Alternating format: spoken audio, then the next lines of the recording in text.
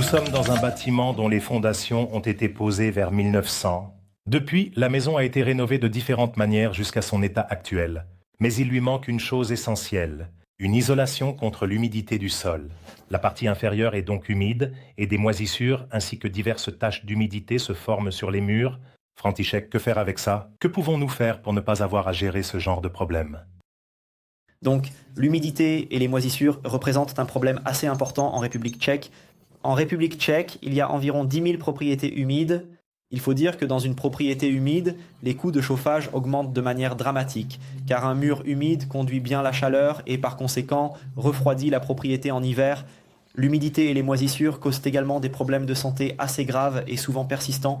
Lors d'une éventuelle vente, une propriété humide a une valeur bien inférieure. Il est définitivement souhaitable que l'humidité soit d'une manière ou d'une autre.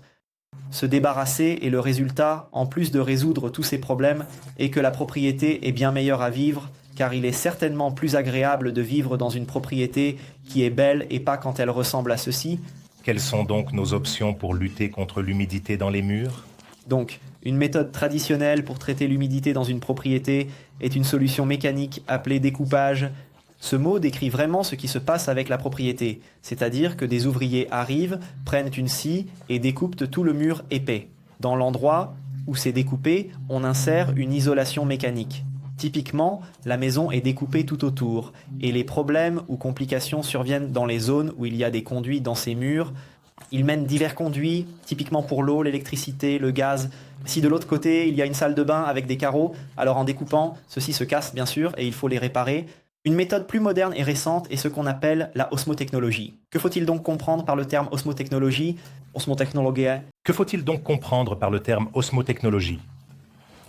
En gros, c'est une petite boîte de la taille d'une boîte de lait ou d'une boîte de bonbons qui est installée dans la propriété, branchée sur une prise électrique, et cette boîte génère des ondes électromagnétiques qui agissent sur les molécules d'eau de manière à empêcher leur évaporation.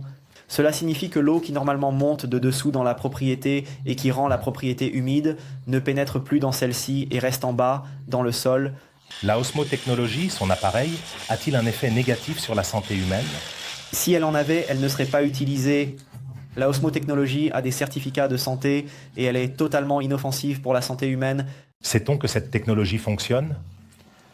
Pour le propriétaire d'une propriété, c'est vraiment le mieux s'il peut essayer cette technologie d'une manière sans engagement et idéalement ne payer qu'après le déshumidification. Typiquement, le processus se déroule de manière à ce qu'un expert vienne examiner la propriété, évalue si la technologie est appropriée, si dans la propriété il n'y a que de l'humidité naissante et décide de l'étendue de l'installation de cette technologie. Lors de l'installation, une mesure de l'humidité est effectuée pour déterminer l'étendue de cette humidité dans les murs. Après 6 à 9 mois, un contrôle est effectué.